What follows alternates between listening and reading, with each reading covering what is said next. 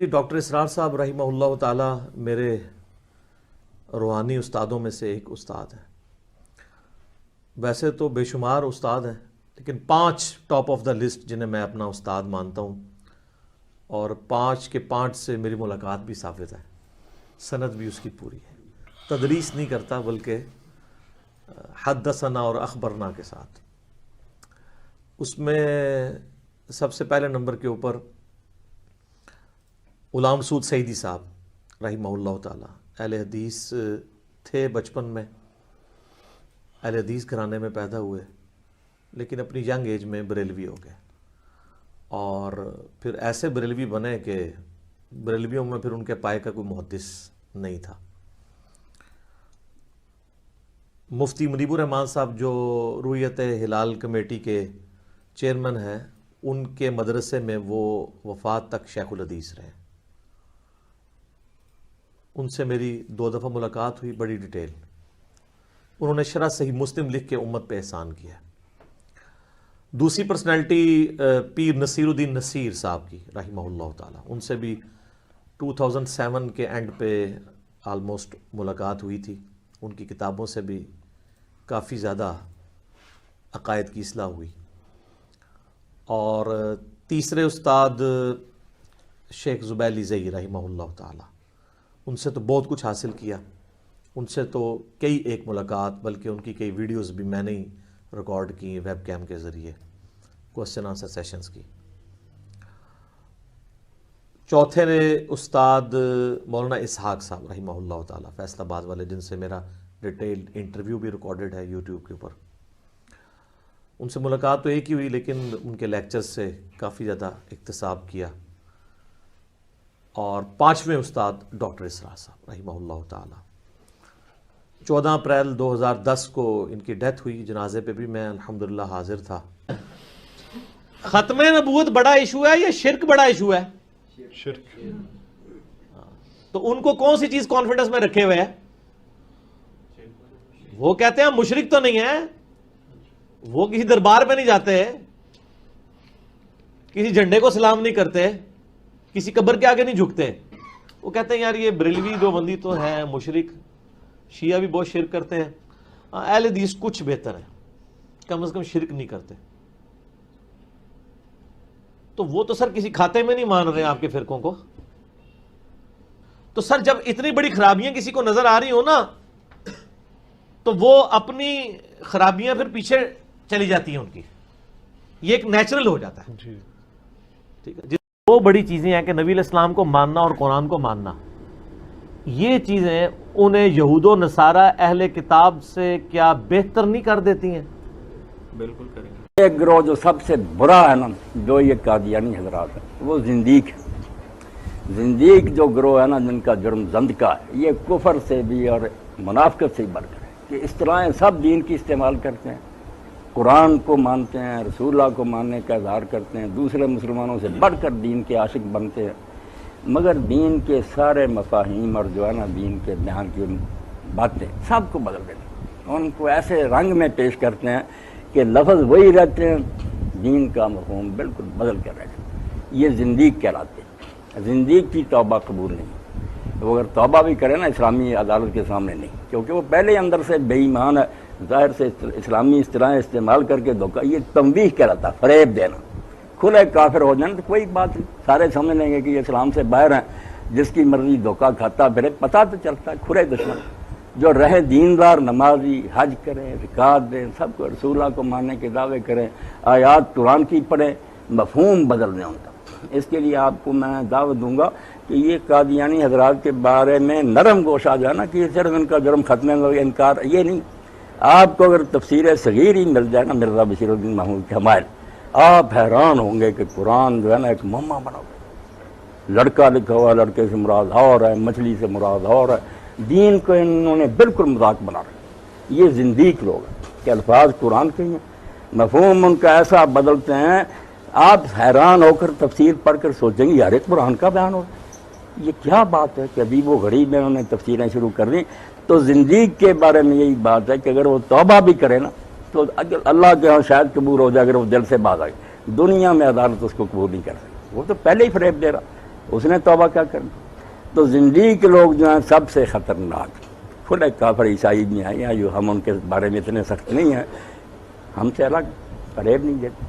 یہ مسلم بنتے ہیں, بالکل سب کچھ اسلام والا کرتے ہیں اور دین کا بالکل ستیہ ناش کرتے ہیں. ان زنادیق کے بارے میں المہدی عباسی خلیفہ نے اسی لیے عارف الزناد کا, اس معنی میں تھے پڑھے لکھے لوگ, اسلام میں گھسے ہوئے تھے, دین کو تباہ کر کمیٹیاں بنائی شہروں میں, ایک ایک کو ڈھونڈ کر قتل کیا.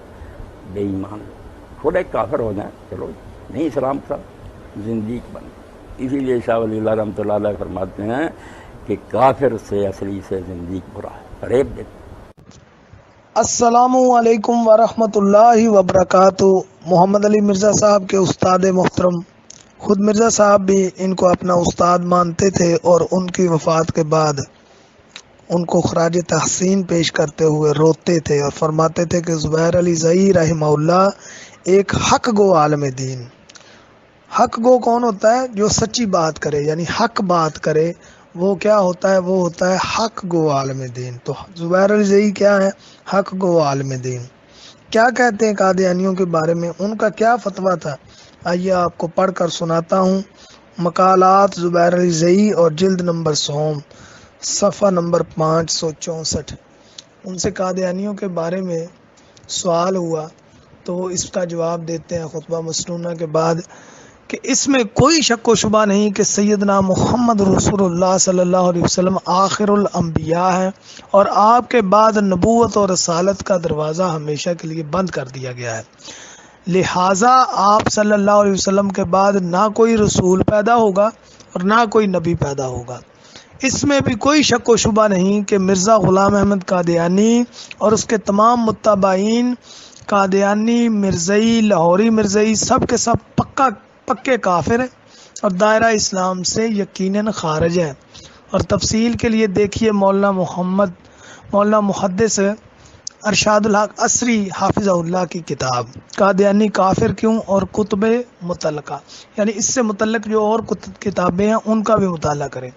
اس تمہید کے بعد آپ کے سوال کا مختصر اور جامع جواب درج ذیل ہے. نیچے وہ پھر جواب لکھتے ہیں, کہتے ہیں سورہ الممتحنہ آیت نمبر 4 سے یہ پتہ چلتا ہے اور دیگر دلائل کی روح سے ہر مسلمان پر ضروری ہے کہ وہ قادیانیوں, مرزائیوں اور تمام کفار اور مرتدین سے برادرانہ تعلقات منقطع کرے.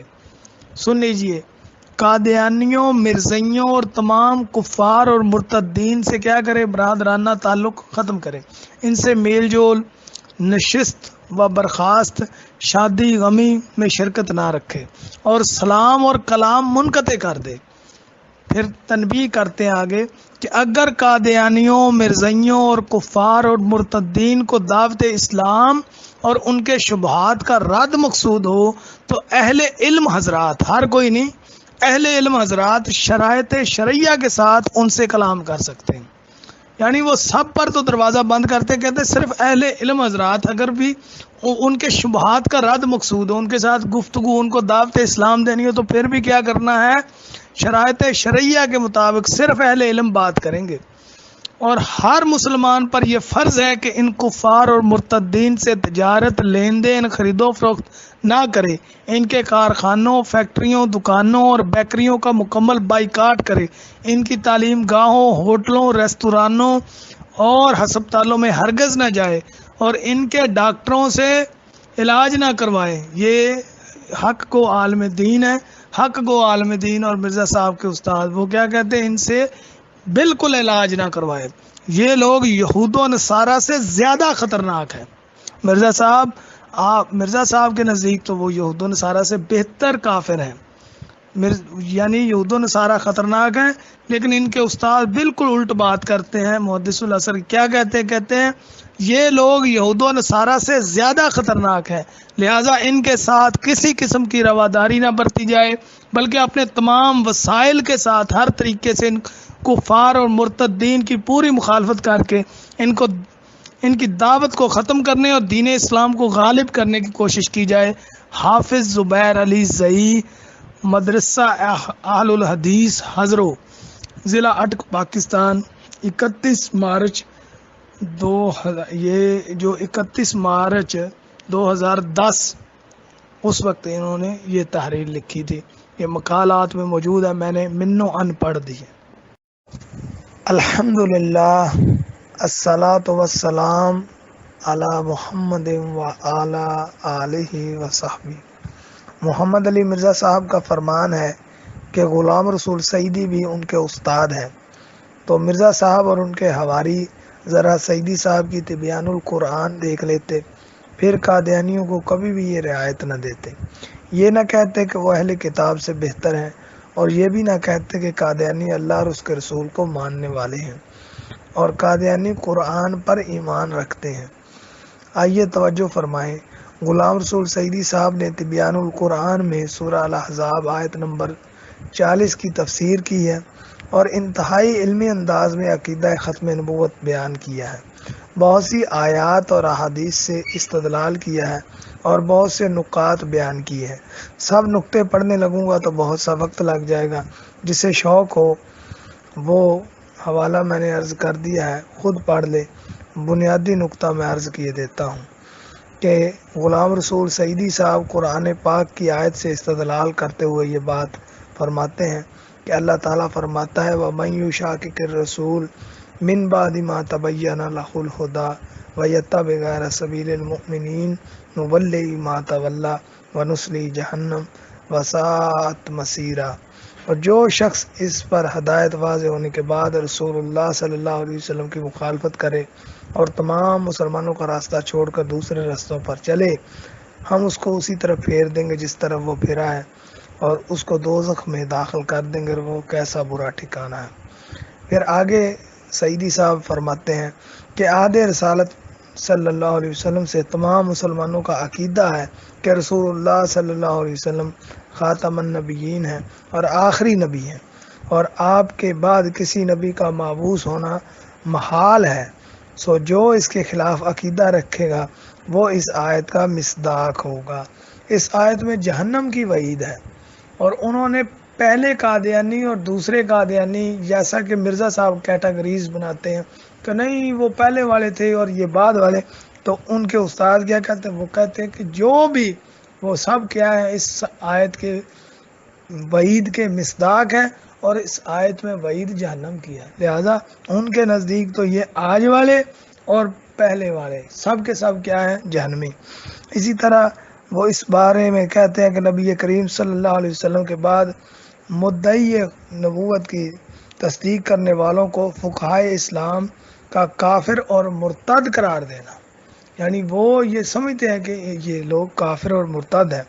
وہ لکھتے ہیں صاف کہ ہم نے یہ لکھا ہے کہ اس پر امت مسلمہ کا اجماع ہے کہ وہ ہمارے نبی صلی اللہ علیہ وسلم نبی ہیں، اور یہ قرآن مجید کی صریح آیات اور احادیث متواترہ سے ثابت ہے، اور اس پر امت مسلمہ کا اجماع ہے اور اس کا انکار کفر ہے. اسی طرح سے وہ امام غزالی کی بات بھی لکھتے ہیں کہ ہمیں اجماع اور مختلف قرائن سے یہ معلوم ہوا کہ لا نبی بعدی سے یہ بات ثابت ہے کہ رسول اللہ صلی اللہ علیہ وسلم کے بعد نبوت کا دروازہ ہمیشہ کے لیے بند کر دیا گیا ہے، اور خاتم النبیین سے مراد بھی مطلق انبیاء ہے. غرض یہ کہ ہمیں یقینی طور پر معلوم ہوا کہ ان لفظوں میں کسی قسم کی تعویل اور تخصیص کی گنجائش نہیں، اور جو شخص اس حدیث میں تعویل یا تخصیص کرے وہ اجماع کا منکر ہے. اور یہ تعویل اور تخصیص آج کے قادیانی بھی کرتے ہیں اور پہلے والے بھی کرتے ہیں. یہ تھے سعیدی صاحب، اور محمد علی مرزا صاحب کیا کچھ کر رہے ہیں وہ کسی سے ڈھکا چھپا نہیں.